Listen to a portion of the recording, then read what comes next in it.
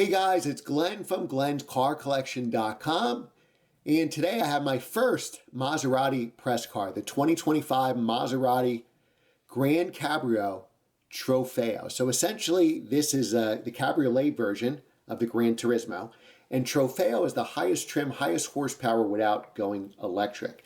So this is my first drive video of the car. So this is filmed the day I got the car, and I had it for a whole week. And a lot of times driving a car for a week, you may change your mind for the good and the bad points. More stuff comes out than if you just drove the car for a day. So this is the first drive video. To see the week-long video, which I still have to edit, subscribe and hit the notification bell. I'll post that in the next couple of weeks, and we'll see if there's a difference between the two videos. All right, so the Maserati V8 is gone. You know, for our Maserati, for probably the best sounding cars, they basically essentially have V8s based on Ferraris. Well, no more. They're V6 turbos now, and we'll get into that in a minute. So this car has a 3-liter V6 with an 8-speed automatic. Now the horsepower on this car is 542 horsepower, and it has 480 foot-pounds of torque. So basically this engine that you're looking at is a detuned version of the Maserati MC20. Now the MC20, wouldn't that be a great car to review? Well, I asked Maserati and they said yes. So coming soon, maybe even next week, will be the Maserati MC20 review. So again, subscribe and hit the notification bell for that. So here is just our initial test drive of the Cabrio, and then we'll get into multiple videos with this car. In a couple weeks, I'll post my week-long review of the car, and then I'm going to do a third video because there's so many cool features on this car, I think it entailed a third video. So now this GranCabrio is fast. It only comes in Trofeo trim, which is the highest horsepower trim right now. It'll go 0 to 60 in 3.5 seconds. Now the coupe is slightly lighter in 3.2 seconds. Now the GranCabrio, you do feel the weight, 4,300 pounds. So essentially it gains 245 pounds over the Gran Turismo version. But again, this is more of a GT car than a sports car, and I would probably get the cabriolet version. Only transmission available is an 8-speed ZF automatic, and it is a good one. It has 4 driving modes: Comfort, GT, Sport, and Corsa, and we're going to use all of them in this video. So remember guys, every Monday I do a full review at 7 a.m. Eastern time, whatever press car we have for the week, or I update you on my own fleets. And then we have shorts, YouTube shorts from Tuesday through Sunday. So you have Glenn's Car Collection 7 days a week. Okay, so now let's get into it and drive the car. And again, this is my first drive review. Make sure to like, comment, and share this video. Let's get into it right now. Okay, so now we are inside the Maserati. This is a good interface to use, actually. CarPlay was very easy to set up. It has all your screens here. You can easily stream your music, no problem. One thing that may get old quick is your automatic transmission buttons are on the screen. So you got park, drive, neutral. Well, let's start the car first, actually. Let's start the Maserati. All right, so we fired up that turbocharged 6 with over 500 horsepower, over 400 foot-pounds of torque. So it may be kind of hard, especially when you have sunglasses on and can't see it, to go into the drive modes here. So drive, you want to shift manually, you press M, you press it a second time, essentially, press it M, press it D, so it's basically toggle, not left or right. Neutral, reverse is there, parking. HVAC control is easy when you're stopped to look at, to change everything, do your heated and cooled seats and everything like that. Difficult when you're moving. So most cars just have a button that you would turn, or like my Panamera, you click, very easy to go up or down with the temperature. Here you'd have to look down. So I only recommend doing it when the car is stopped. And hopefully this last 20 years from now, raising up and down the top goes by a slider. So you slide it across to open it, hold it down for whatever it is, 10, 15 seconds. Same thing when you do it. So you need to keep holding it and make sure it goes all the way, because it's very easy for it to only go 80 or 90%. You think you're done, but you're not actually done. You can easily go through the drive modes here. We have Comfort, GT, Sport, and Corsa.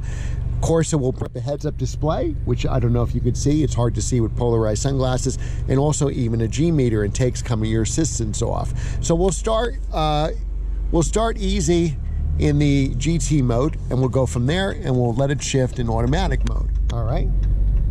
So acceleration, Maserati says is 0 to 60 in 3.4 seconds. The only transmission available is an 8-speed ZF transmission, which is a great transmission, which is in a million different cars nowadays.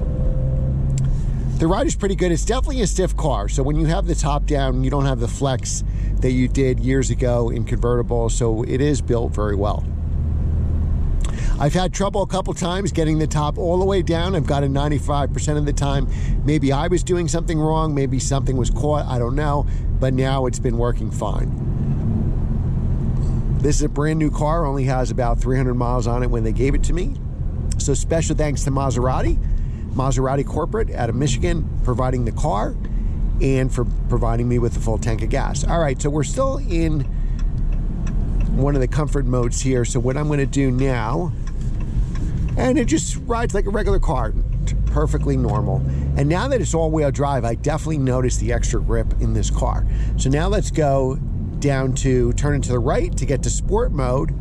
And we'll drive an automatic for now, and it shows you that your little Maserati is sporty in red, even though this car is a matte finish.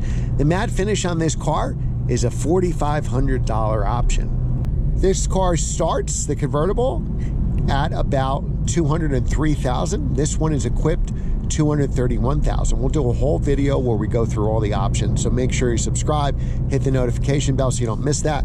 Let's go into manual mode, and we'll downshift from fifth to third to second, and we'll get some pops if we accelerate here. There you go. Accelerates really fast. That all-wheel drive makes a difference.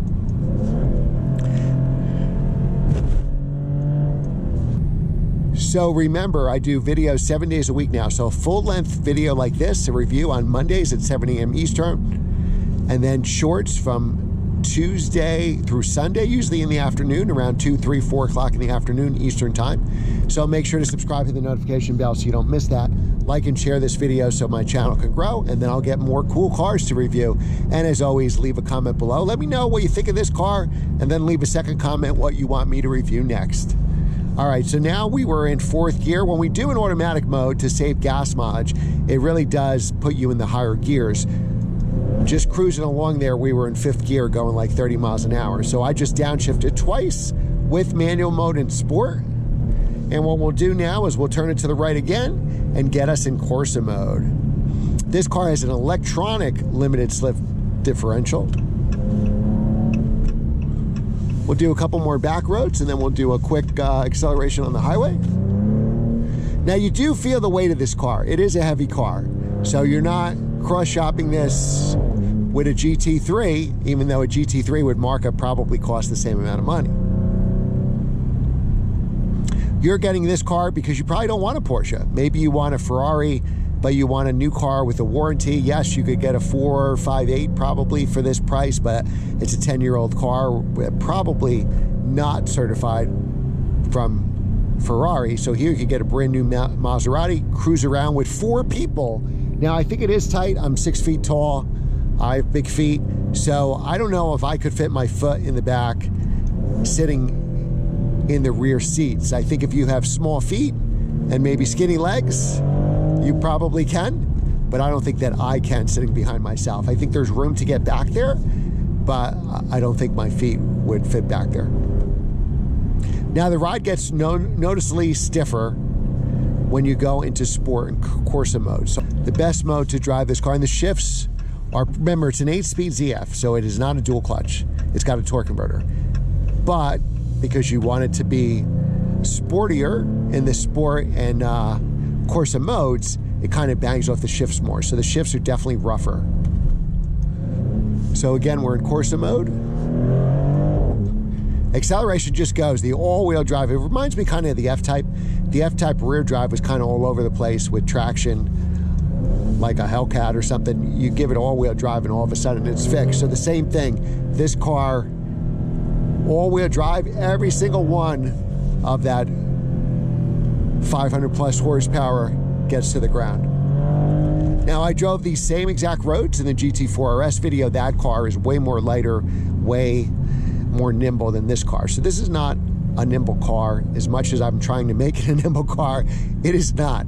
But what it's really good at, it's comfortable, it's fast, You got a lot of room here, at least the front 2 passengers, and it's fun to drive. If you're going to spend $200,000 on the car, it better be fun to drive. All right, we'll go on the highway here, do a little bit of acceleration onto the highway. So we're in 3rd gear, the big 3 over there, 2. It also gives you a G meter. What fun is that? That's a lot of fun. That's what it is in Corsa mode. All right, so we could do a little acceleration here.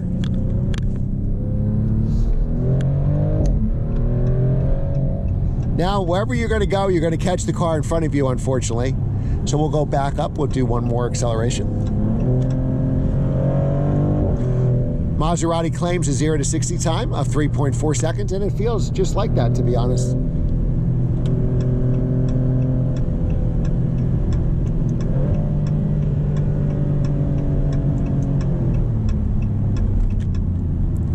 These brakes are steel. I believe ceramic are optional, but this car has steel brakes and they work fine.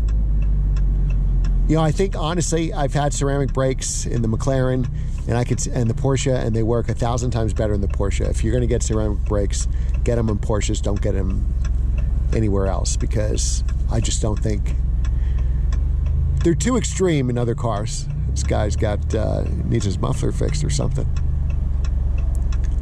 The signal is loud. Not the most pleasant sound. What I don't like in my RDX, I don't like the signal sound. It drives me crazy. There we go. All right. We fix this mirror.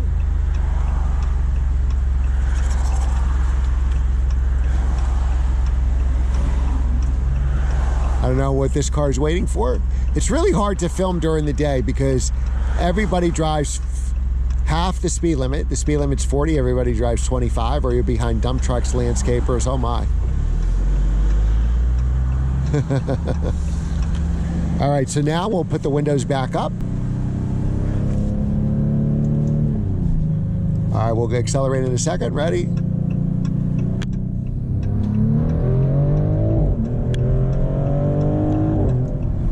And there we go to 60 miles an hour.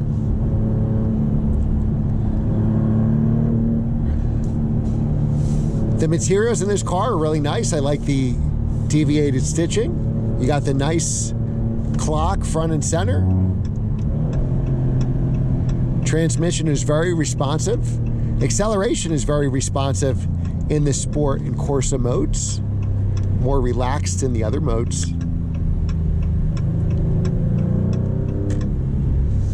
Handling is good for what it is. So it handles well. We got a ton of traction coming out of corners with the all-wheel drive, but it is, you do feel the weight.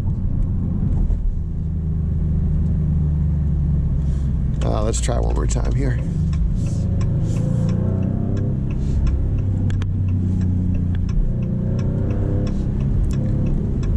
Try one more.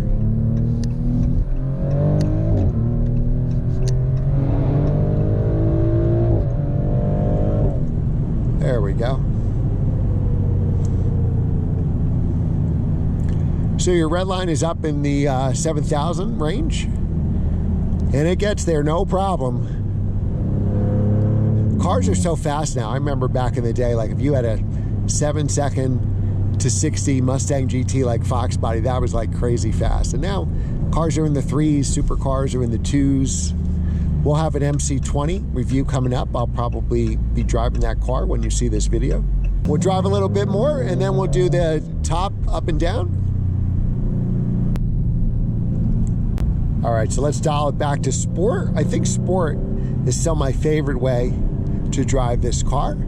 So now we're in 3rd gear. We're gonna go down to 2nd. So Corsa mode would give us a more pronounced downshift there.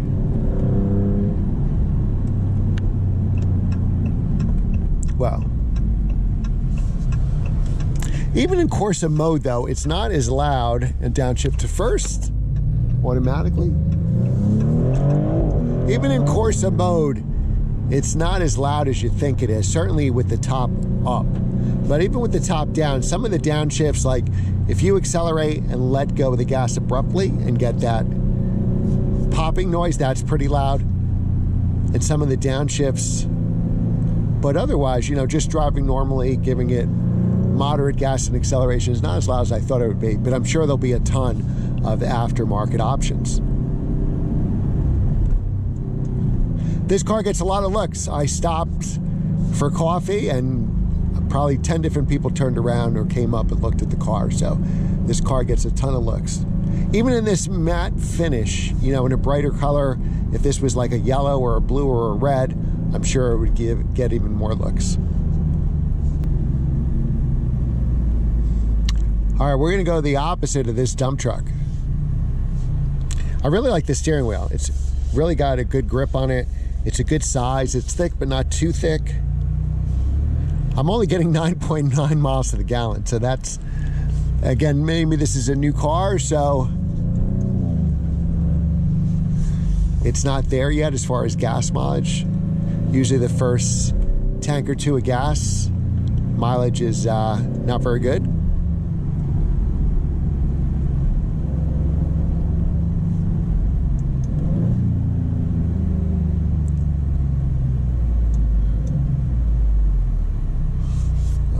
Let's go.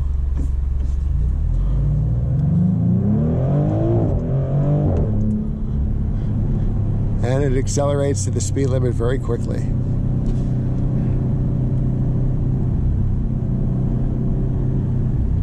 All right, we'll take some turns over here.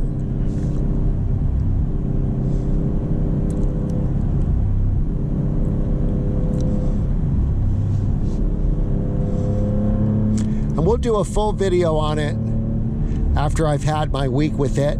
This is just my initial impressions, my first drive of the car. So again, hit the subscribe button, notification bell for that. Because a lot of times, you know, after I drive it for a couple days, there's things I like more. There's things I don't like. So far, I've only had it for a few hours, and so far, Glenn really likes it.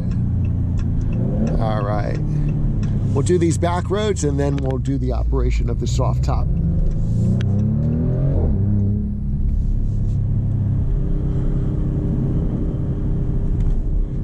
It's also got a remote start.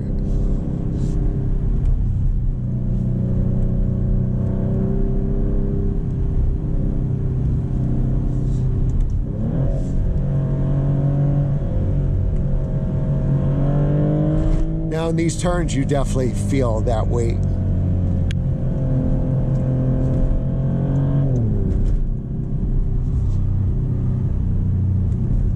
All right, so now let's do that top operation. So we're gonna go to Cabrio. It took me a while to figure this out.